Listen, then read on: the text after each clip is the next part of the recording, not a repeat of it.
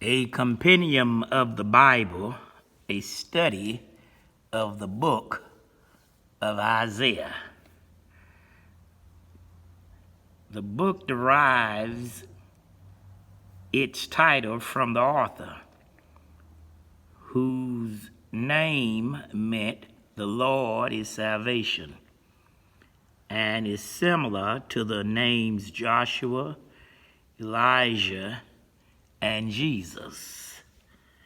Isaiah is quoted directly in the New Testament over 65 times, far more than any other Old Testament prophet, and mentioned by name over 20 times.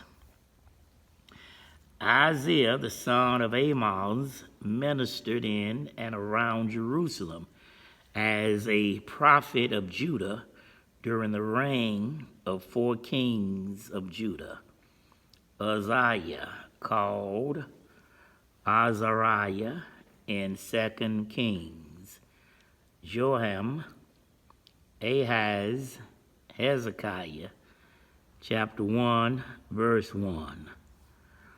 He ministered from 739 until 686 BC. He eventually came from a family of some rank because he had easy access to the king, according to chapter 7, verse 3, and intimacy with the priest, chapter 8, verse 2. He was married and had 2 sons who bore similar names. Sharubhud, meaning a remnant shall return, found in chapter 7, verse 3, and Maher-shalal Habez, meaning hasten to the spoil, hurrying to the prey, according to chapter 8, verse 3. When called by God to prophesy in the year of King Uzziah's death in 739 BC, he responded with a cheerful reading, though he knew from the beginning that his ministry would be one of fruitless warnings and exaltation. Chapter 6, verse 9 through 13. Having been reared in Jerusalem, he was an approximately choice as a political and religious counselor to that nation. Isaiah was a contemporary of Hosea and Micah. His writing style has no rivals in its versatility of expression, brilliance, and imagination, and riches of vocabulary. The early church fathers, Jerome, likened him to Demosthenes, the legendary Greek orator. His writings feature a range of 200 and 2,186 different words, compared to the 1,535 in Ezekiel, 1,653 in Jeremiah, and 2,170 in the book of Psalms. 2 Chronicles chapter 32, verse 32 records that he wrote the biography of King Hezekiah also. The prophet lived until at least 681 BC, when he penned the account of Sennacherib's death. Chapter 37, verse 38. Tradition has it that he met his death under King Manasseh in 695 BC by being cut in two with a wooden saw, found in the book of Hebrews, chapter 11, verse 37. During Uzziah's 52 reign, from 790 to 739 BC, Judah developed into a strong commercial and military state with a port of commerce on the Red Sea and the construction of walls, towering, and fortification. According to 2 Chronicles, chapter 26, verse 3, 5, 8, 10, 13, and 15.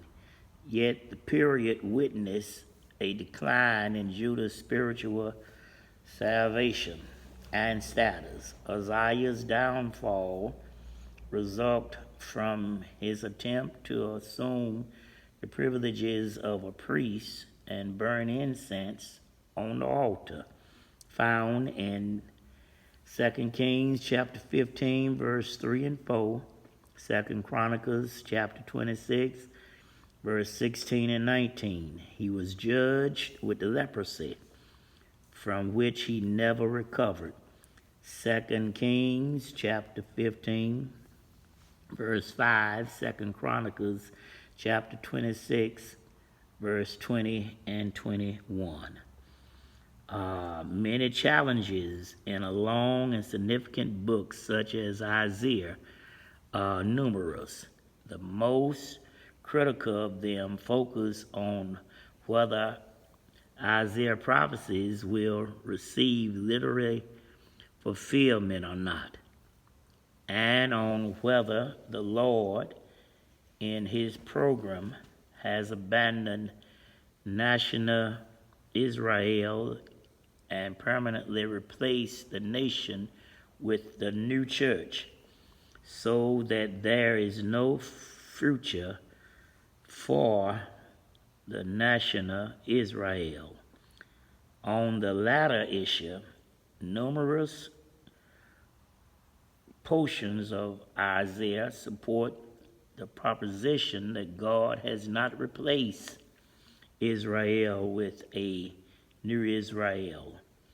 Isaiah has too much to say about God's faithfulness to Israel, that he would not reject the people whom he created and chose.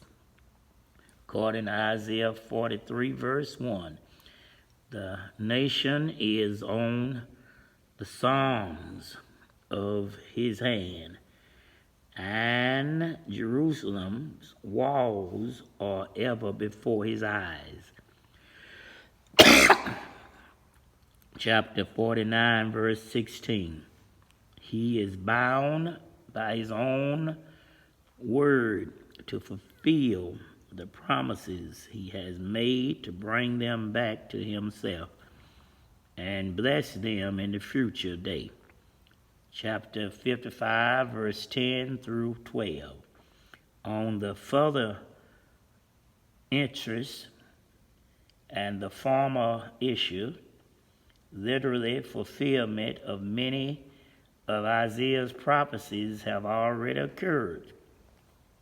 On illustrate and introduction, historical and theological themes to content that those yet unfulfilled will see, non-literal fulfillment is biblically groundless. This fact disqualifies the case of proponent that the church received some of the promises made originally to Israel. The kingdom promised to David belongs to Israel, not the church. The future exaltation of Jerusalem will be on earth, not in heaven.